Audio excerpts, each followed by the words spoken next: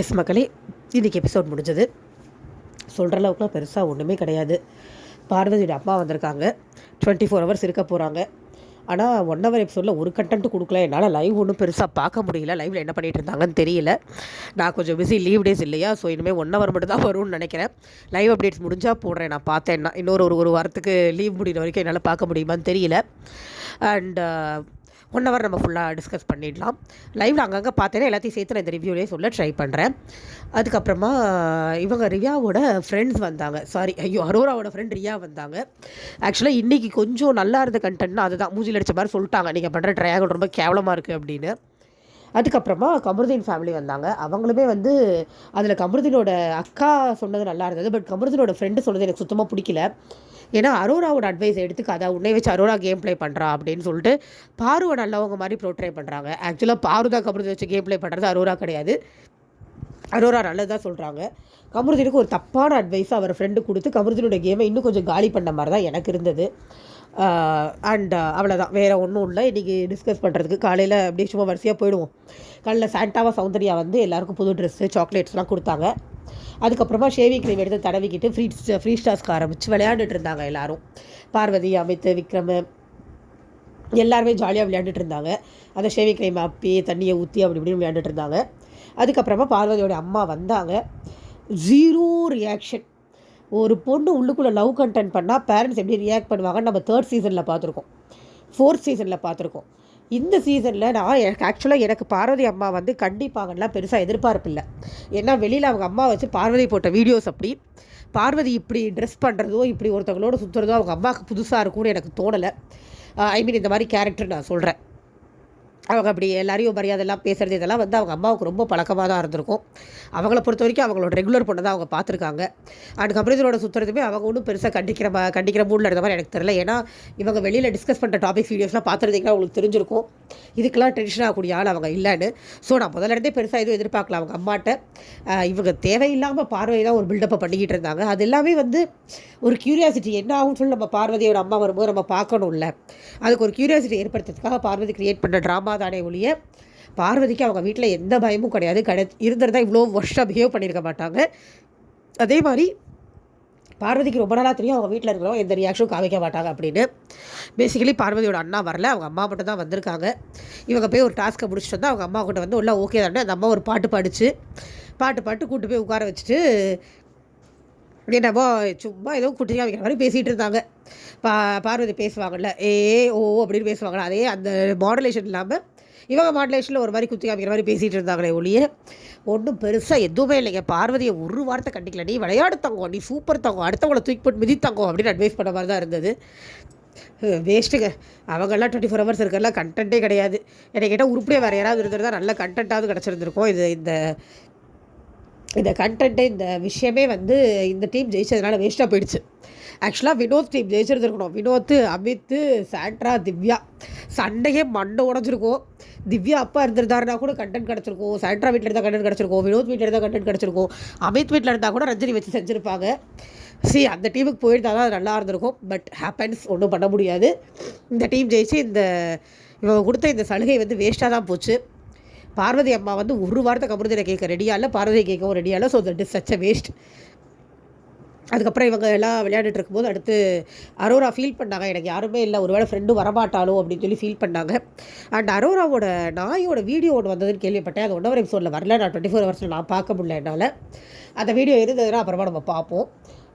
நீங்களும் ட்ரை பண்ணுங்கள் கிடைக்குதா அப்படின்ட்டு. அண்டு அதுக்கப்புறம் ரியாவோட ஃப்ரெண்ட்ஸ் வந்துட்டாங்க ஒரு வழியாக. எனக்கு ரியானே சொல்கிறேன் பாருங்கள், அரோராவோட ஃப்ரெண்ட்ஸ் வந்துட்டாங்க. ரியா சூப்பராக அட்வைஸ் பண்ணாங்க அரோராவுக்கு. துஷார் லவ் பண்ணுறேன்னு இந்த பிள்ளை இல்லைன்ட்டுருச்சு. அடிப்பாவி இல்லாத அளவுக்கு எவ்வளோ பில்டப் பண்ணுறது அப்படின்னு நம்மளுக்கு இருந்தது. ஸோ அதுக்கப்புறம் அரோரா கிட்ட சொன்னாங்க, இந்த மாதிரி கமருதீன்கிட்ட நீ அவாய்ட் பண்ணிக்கோ, பேச வேண்டாம் அப்படின்ற மாதிரி சொன்னாங்க. அவங்களும் இல்லை நான் இப்போ பேசுறதில்ல அப்படின்னாங்க. அதுக்கப்புறம் உள்ளே போய் உட்காந்து எல்லாருக்கும் சொல்லும்போது பார்வதி அப்பயும் விரட்டுச்சு, வெளியில் வா உடையை பார்த்துக்கிறேன், வெளியில் வந்தால் என்ன பண்ணுவாங்க, இந்த பார்வதியில் என்ன பண்ண முடியும், பயங்கரமான ஆளாக இருப்பாங்க போல் இருக்குது. அவங்க மிரட்டதெல்லாம் பார்த்தா அப்படி தான் தெரியுது. வெளில வந்தால் உடைய என்னவோ பண்ணிடுவேன் அப்படிங்கிற மாதிரி தான் அவங்க பேசுகிறது எல்லாமே இருக்குது. என்ன பண்ணுவாங்களோ என்னவோ அது பார்த்தா தான் தெரியும். ஆனால் ரியா பயப்படவே இல்லை, சொல்லிடுச்சு, கூட்டு போய் பார்வதி வெளில கூட்டு போய் கேட்டுச்சு எப்படி போகுதுன்னு. ரொம்ப கேவலமாக கன்றாவியாக இருக்குது நீங்கள் முக்கோணம் பண்ணுறது, அதை பண்ணாதீங்க அப்படின்னு சொல்லிடுச்சு.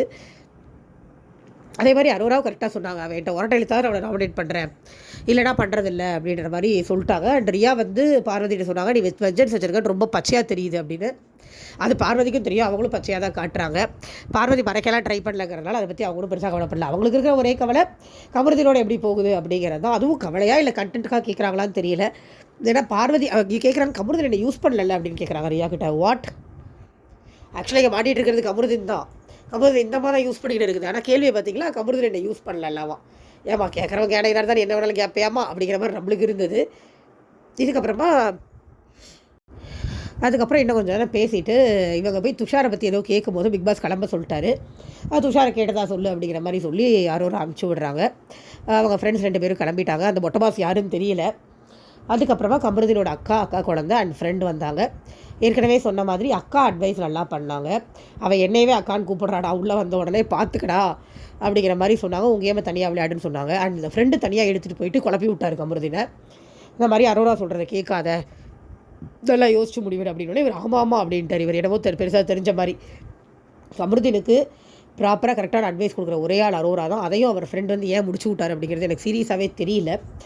ஏன்னா இவருக்கு கமருதீனை பற்றின தப்பையும் வந்து அரோரா கரெக்டாக எடுத்து சொல்லுவாங்க. அது அவரோட ஃப்ரெண்டுக்கு பிடிக்கலன்னு நினைக்கிறேன். ஏன்னா வினோத் அதை பண்ண மாட்டார், அரோரா அதை பண்ணுறனால அரோராய்க்கும் அவருக்கும் சண்டையை மூட்டி விட்டார் போல் இருக்குது.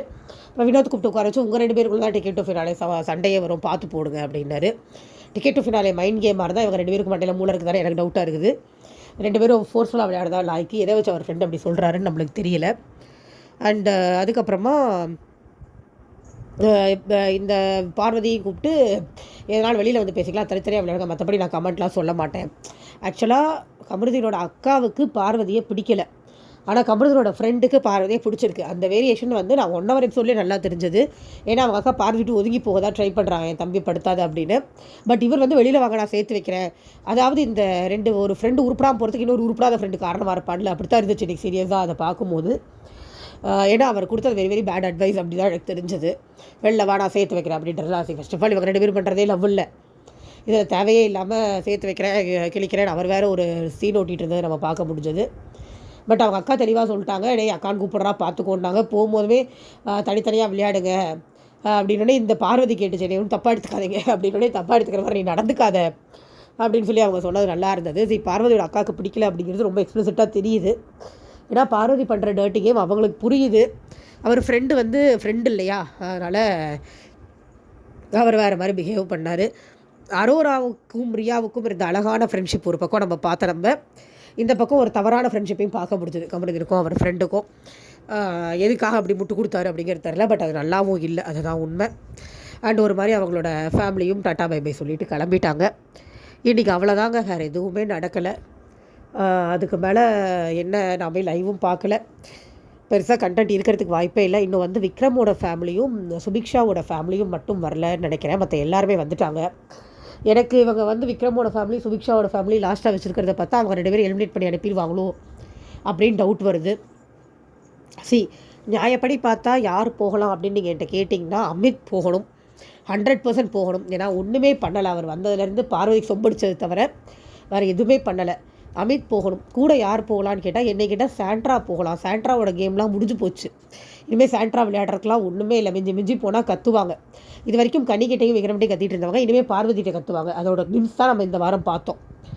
ஸோ சாண்ட்ரா இருந்து நம்மளுக்கு ஒரு பிரயோஜனமும் இல்லை. ஆனால் என்னோடய கெஸ் நான் சொல்கிறேன், அமித் சுபிக்ஷா இல்லை அமித் விக்ரமை தூக்கிடுவாங்க அப்படின்னு எனக்கு தோணுது. ஏன்னா பொதுவாகவே இந்த கடைசி 10 வரும்போது ஃபைனல்ஸ்க்கு போகக்கூடிய சான்ஸ் இருக்குது, ஆனால் போக வேண்டாம் அப்படின்னு சேனல் நினைக்கிற ஒருத்தவங்களை தூக்குவாங்க. இதுக்கு முன்னாடி விசித்ரா ஒரு 7th சீசனில் விசித்ரா போனாங்க, உங்களுக்கு ஞாபகம் இருக்கும். போன 8th சீசன்லேயே ஒரு காம்படிஷன் வச்சு ஜாக்லினை தூக்கி வெளியில் போட்டாங்க. ஏன்னா சௌந்தர்யா பிளேஸை ஜாக்லின் ரீப்ளேஸ் பண்ண நிறைய வாய்ப்பு இருந்தது. அதே மாதிரி விசித்ராவும் வந்து அர்ச்சனாக்கே போட்டியாக வர வாய்ப்பு இருந்தது, இல்லைனா மணி பிளேஸை கண்டிப்பாக ரீப்ளேஸ் பண்ணியிருப்பாங்க. ஸோ அர்ச்சனாவை தூக்குனாங்க, விசித்ராவை தூக்குனாங்க. அதுக்கு முன்னாடி நீங்கள் 3rd சீசனில் பார்த்தீங்கன்னா தர்ஷனை தூக்கியிருப்பாங்க, 4th சீசனில் சடமை தூக்கியிருப்பாங்க. அதே மாதிரி இந்த மாதிரி ஒரு சீசன்லேயும் ஒருத்தரை இந்த மாதிரி எடுப்பாங்க. இது வந்து ரெகுலராக நடக்கிறது நம்மளோட பேட்டர்ன் படி. ஸோ அந்த பேட்டர்னில் இந்த வாரம் விக்ரம் போவார் எனக்கு தோணுது. ஏன்னா அன்அஃபிஷியலில் விக்ரம் கீழேயே இருக்கார். அவ்வளோ கம்மியாக ஓட் வந்திருக்குமானா கண்டிப்பாக இல்லை. ஏன்னா கனிக்கெலாம் கீழே அவர் இருக்க வாய்ப்பே கிடையாது. கண்டிப்பாக கனிக்கு மேலே தான் இருப்பார். பட் இந்த வாரம் ஓட்டிங்கில் அந்த ஒரு தவறுனால அவர் அவ்வளோ கீழே போயிருப்பாரா அப்படின்னா கண்டிப்பாக கிடையாது. ஸோ தூக்கிடுவாங்கன்னு தான் எனக்கு தோணுது. அண்ட் இட்ஸ் ஓகே, போனால் கூட பரவாயில்ல. ஏன்னா இன்றைக்கி வந்து அவர் பார்வை பிடிக்கும்னு சொல்லிட்டு இருந்ததுனா எனக்கு பிடிக்கவே இல்லை சீரியஸாக. பாரு தப்பு, பிடிக்கிறதுக்கு என்ன இருக்குது அதில்? பார்வை பிடிக்கும்னு நீங்கள் சொல்கிறீங்கன்னா உங்கள் மைண்ட்லேயும் அதே அழுக்கு இருக்குன்னு தான் அர்த்தம். ஒரு விஷயம் தப்புன்னு நம்ம பேசிகிட்டு இருக்கோம், அவரை எதிர்க்கிறாரு அப்படிங்கிறது தான் நம்மளுக்கு அவர் மேலே மரியாதையை வருதுக்கும் போது அவர் அதை பிடிக்குது அப்படின்னு சொல்கிறது என்னால் அக்செப்ட் பண்ணிக்க முடியலை சீரியஸாக. அங்கே ரசிக்கிறதுக்கு எதுவும் இல்லை, அதை என்கரேஜ் பண்ணக்கூடாது. அதை என்கரேஜ் பண்ணுறீங்கன்னா you are not a good contestant, so just get out அப்படிங்கிற மாதிரி தான் இருந்தது. போனாலும் பரவாயில்ல அப்படின்னு தான் எனக்கே தோணுது. ஸோ அமித், சுபிக்ஷா, விக்ரம் இந்த 3 பேர்லேருந்து யாராவது ஒரு 2 பேர் நம்ம எதிர்பார்க்கலாம். எனக்கு அமித் கண்டிப்பாக போகணும். இன்னொருத்தர் யாராக இருந்தாலும் எனக்கு ஒன்றும் பிரச்சனை இல்லை. நம்ம பார்க்கலாம் எப்படி போகுது அப்படின்ட்டு. அண்ட் இன்னொன்று சொல்லணும், சபரி வந்து வர்ற எல்லா குழந்தைங்களையும் தூக்கி வச்சுட்டு இருக்காரு. எனக்கு அது பிடிச்சிருக்கு ஆக்சுவலாக. அது மற்றவங்களுக்கு எப்படி தெரில, ஓவர் ஆக்ஷன் மாதிரி தெரியுதா என்னெல்லாம் தெரில, பட் எனக்கு பிடிச்சிருக்கு. ஏன்னா குழந்தைங்கள ரொம்ப நல்லா என்கரேஜ் பண்ணிக்கிறாரு. அவர் என்கரேஜ் பண்ணி வச்சுக்கிறதுனால தான் மற்றவங்க போய் அழகாக பேச முடியுது.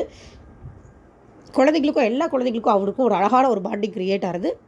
பார்க்க உண்மையிலே நல்லா இருக்குது. திவ்யா தான் சொல்லிட்டு இருந்தாங்க எல்லா குழந்தைங்களும் என்கிட்ட வந்துடும், எனக்கு குழந்தைங்களை பிடிக்கும்னு. பட் உண்மையிலே அங்கே குழந்தைங்களோட அழகாக பாண்டாருது சபரி தான். அது பார்க்க நல்லா இருந்தது. நாளைக்கு நம்ம சந்திக்கலாம், என்னென்ன ஆகுதுன்னு சொல்லி பார்க்கலாம். யார் எலிமினேட் ஆவாங்கன்னு உங்களுக்கு தோணுது அப்படிங்கிறத எனக்கு கீழே கமெண்ட்ஸில் போடுங்க.